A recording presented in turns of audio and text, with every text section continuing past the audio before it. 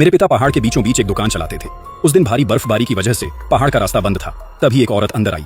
उसका चेहरा मौत जैसा पीला पड़ चुका था और आंखें खून जैसी लाल थीं। उसने अपने चमकते हुए सफेद दांत दिखाए और मुस्कुराते हुए बोली, माँ जी, मुझे एक कटोरी कच्चे चावल में कच्चा सुअर का मांस मिलाकर चाहिए। उसकी आवाज बहुत ठंडी थी और उसकी मुस्कुराहट डरावनी थी। इससे पहले कि मेरी दादी कुछ बोल पाती, मेरे दादाजी ने कहा, हमारे पास है, जाकर बैठ जाओ। उस औरत ने मेरे दादाजी को घूर कर देखा, खिड़की के पास एक जगह छुई और बोली, बूढ़े बाबा, मुझे नहीं लगता कि यह लड़की अजीब है। बर्फ की वजह से पहाड़ का रास्ता बंद है। यह एक जवान औरत है। इसके शरीर पर खून का एक कतरा भी नहीं है और यह अंदर आकर एक बच्ची को जन्म देना और कच्चा सुअर का मांस खाना चाहती है। यह इंसान नहीं लगती। मेरी दादी की बात मुश्किल से खत्म ही हुई थी कि उस औरत ने पलटकर उनकी तरफ देखा और फिर उन्हें देखकर एक शातिर मुस्कान दी। मेरी दादी एकदम चौंक गईं और उन्होंने जल्दी से अपना सिर नीचे कर लिया। उनकी उस औरत की तरफ देखने की हिम्मत नहीं हुई। सुअर को काटना पड़ेगा, इसमें थोड़ा वक्त लगेगा, कृपया थोड़ी देर इंतजार करो। मेरे दादाजी की बात सुनकर उस औरत ने अपना सिर वापस घुमा लिया। हम बाहर आंगन में गए, लेकिन वहां सिर्फ 5-6 भेड़ें ही थी। सुनो जी, वो लड़की बहुत अजीब हरकतें कर रही है, उसे यहाँ से बाहर निकालो। हम उसे बाहर नहीं निकाल सकते, उसे कच्चा सुअर का मांस चाहिए, हमें उसके लिए वो लाना ही होगा। लेकिन क्यों मत पूछो, चलो हम पहाड़ों में जंगली सुअर पकड़ने चलते हैं। पहाड़ों पर बर्फ जमी है, तुम जंगली सुअर पकड़ना चाहते हो? क्या तुम पागल हो गए हो? दादाजी ने त्योरियां चढ़ाई। उन्होंने गोदाम से 3 अगरबत्तियां निकाली, उन्हें जलाया और मेरे हाथ में दे दी। लिटिल बफेलो, अगर इन 3 अगरबत्तियों के जलने तक मैं और तुम्हारी दादी वापस ना आए तो गोदाम में जाना और एक कटोरी कच्चे चावल ले आना। वो चावल उस औरत के सामने रख देना। जब तक अगरबत्ती पूरी तरह जल ना जाए, चाहे वो कुछ भी कहे, उसे चावल मत देना। याद रहेगा? दादाजी का चेहरा बहुत गंभीर था। मैंने उन्हें पहले कभी इस तरह नहीं देखा था। क्या तुम पागल हो गए हो? क्या तुम्हें नहीं दिख रहा कि वो औरत कितनी अजीब हरकतें कर रही है? तुम फिर भी लिटिल बफेलो को यहाँ छोड़ने की हिम्मत कर रहे हो, उसे उस औरत के साथ अकेला छोड़ रहे हो। तुम्हें डर नहीं लगता कि उसे कुछ हो जाएगा? मेरे हाथ में मौजूद उन 3 अगरबत्तियों से गाढ़ा काला धुआं निकल रहा था जो मेरी आंखों में चुभ रहा था। दादाजी थोड़े हिचकिचाए हुए लग रहे थे, जैसे वो हमसे कुछ छिपा रहे हों। अरे सुनती हो, लिटिल वाटर बफेलो ठीक रहेगा, हमारे पास ज्यादा वक्त नहीं बचा है, मेरे साथ चलो, हमें जंगली सुअर पकड़ना है। दादाजी की बात खत्म होते ही मैंने खिड़की से उस औरत को उनकी तरफ आते हुए देखा। दादाजी, मैं उसके साथ नहीं रहना चाहता, मैं आपके साथ जंगली सुअर पकड़ने जाना चाहता हूँ। दादाजी ने गुस्से से कहा, नहीं, तुम नहीं जा सकते। लिटिल वाटर बफेलो सिर्फ 7 साल का है, तुम उस पर क्यों चिल्ला रहे हो? अगर जिंदा रहना चाहते हो तो मेरी बात सुनो।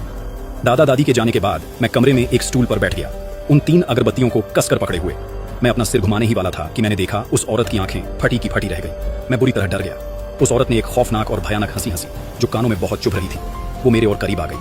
लिटिल वाटर बफेलो, तुम्हारे दादाजी कब वापस आ रहे हैं? उस औरत का चेहरा बहुत डरावना लग रहा था। मेरी उसकी तरफ देखने की हिम्मत नहीं हुई और मैंने अपना सिर नीचे कर लिया, लेकिन वो औरत मुझे छोड़ने के मूड में बिल्कुल नहीं थी। उसने फिर से उसी खौफनाक आवाज में कहा, लिटिल वाटर बफेलो, मुझे बहुत भूख लगी है, जल्दी से मुझे एक कटोरी कच्चे चावल ला दो। मैंने अपने हाथ में पकड़ी अगरबत्ती को देखा, वो अभी सिर्फ 1/3 ही जली थी। मैं अभी उस औरत को कच्चे चावल नहीं दे सकता था। मुझे चुप देखकर वो औरत अचानक मेरे सामने घुटनों के बल बैठ गई और रोते हुए बोली, लिटिल वाटर बफेलो, मैं पैदाइश से ही एक चुड़ैल जैसी दिखती हूँ, उसी की तरह लगती हूँ, सब मुझसे नफरत करते हैं। मेरी माँ ने मुझे एक भूत की तरह ही पाला है, वो मुझे कच्चे चावल और कच्चा मांस ही खिलाती थी। मुझे इन्हीं चीजों को खाने की आदत है, मैं पका हुआ खाना बिल्कुल नहीं खा सकती। प्लीज मुझ पर रहम करो और मुझे एक कटोरी कच्चे चावल दे दो, मैंने 2 दिन से कुछ नहीं खाया है। वो औरत फूट फूट कर रोने लगी, उसके चेहरे से आंसू बह रहे थे।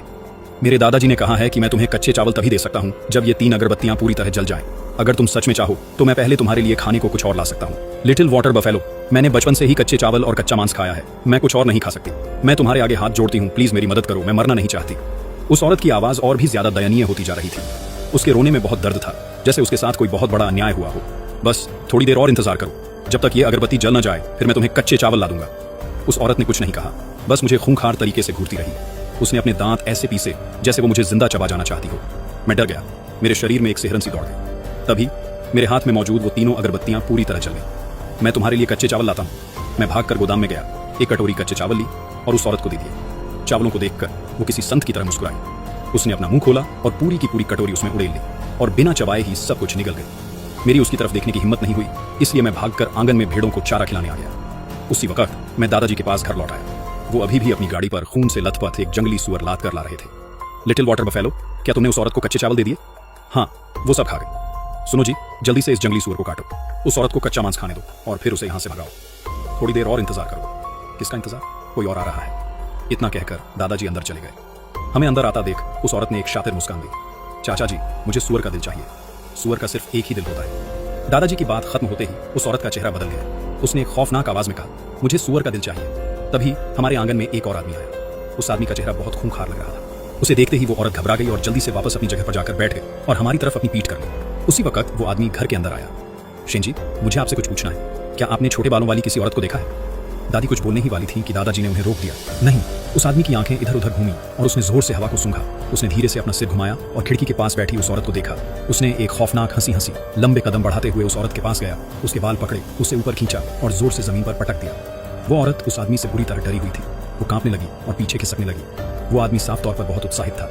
उसकी आंखों में एक अजीब सी हरी चमक थी। उसने लालच भरी आवाज में कहा, यूजी, आखिरकार मैंने तुम्हें ढूंढ ही लिया। दादी ने किनारे से फुसफुसाते हुए कहा, सुनो जी, अब हमें क्या करना चाहिए? बिल्कुल आवाज मत करना और कुछ चुराना मत। उस आदमी ने अपने कपड़ों में से एक रस्सी निकाली और उस औरत को छत की बल्लियों से लटका दिया। वो औरत अपनी लाल आंखों और बाहर लटकती हुई लंबी जीभ के साथ बिल्कुल एक बेबस और डरावनी चुड़ैल की तरह लग रही थी। चाचा जी, मुझे एक कटोरी सफेद शराब, आधा किलो कच्चा सुअर का मांस और आधी कटोरी मूंगफली चाहिए। अभी लेकर आता हूँ। दादाजी ने यह कहा और घर से बाहर निकल गए। मैं और दादी भी उनके पीछे पीछे बाहर आ गए। सुनो जी, उस आदमी की कोई परछाई नहीं है, वो इंसान नहीं है। चलो यहाँ से भाग चलते हैं। हम बचकर नहीं भाग सकते। अगर जिंदा रहना चाहते हो तो मेरी बात सुनो। इतना कहने के बाद दादाजी ने चाकू से उस जंगली सुअर का एक टुकड़ा काट लिया। वो सुअर दर्द से चिल्ला उठा और दादी के चेहरे पर गहरी चिंता छा गई। मारने से जिंदगी खत्म नहीं होती। सुनो जी, तुमने इसका मांस काटने से पहले इस सुअर को जान से क्यों नहीं मारा? थोड़ी देर और रुको, कोई और आने वाला है। जब हम वापस घर के अंदर गए तो उस औरत का चेहरा मौत जैसा पीला पड़ चुका था और उसकी आंखें खालीपन से उस आदमी को घूर रही थी। वो अब कोई आवाज नहीं निकाल पा रही थी। चाचा जी, बर्फ की वजह से पहाड़ का रास्ता बंद है। मेरे पास रुकने की कोई जगह नहीं है। मैं आज रात यहीं रुकना चाहता हूँ। क्या मैं रुक सकता हूँ? उस आदमी के शब्द भले ही विनती कर रहे थे, लेकिन उसकी आवाज में एक हुक्म था। क्या तुमने बाद में इस औरत को मार दिया? उस आदमी ने अपनी आंखें सिकोड़ते हुए मुस्कुराकर कहा, यह एक चुड़ैल है जो कच्चे चावल और कच्चा मांस खाकर बड़ी हुई है। ये बिल्कुल भी इंसान नहीं है। बस इसके साथ जानवरों जैसा सुलूक करो। उस आदमी की बात खत्म होते ही उस औरत ने उसे बेहद खौफनाक तरीके से घूरा, जैसे वो उसे जिंदा चबा जाना चाहती हो। उस आदमी ने उसे घूरते हुए देख लिया।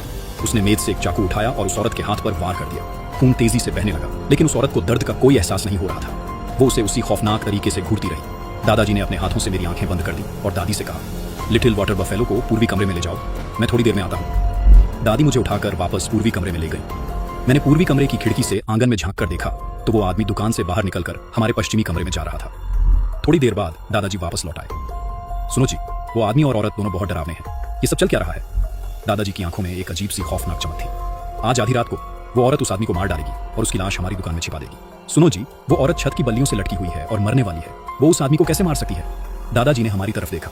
आज आधी रात को वो औरत उस आदमी को मार डालेगी, लेकिन वो इतनी कमजोर है कि उसकी लाश को खुद नहीं हटा पाएगी। वो वापस आएगी और दरवाजा खटखटाएगी, हमसे मदद मांगेगी। वो 3 बार दस्तक देगी। पहली बार वो लिटिल बफेलो से दुकान में मोमबत्तियां जलाने में मदद करने को कहेगी। लिटिल बफेलो, याद रखना, हमारी दुकान में सिर्फ 4 मोमबत्तियां हैं जो चारों कोनों में रखी है। मोमबत्तियां जलाना और वापस आ जाना, चाहे वो औरत कुछ भी कहे, तुम्हें वापस आना ही है।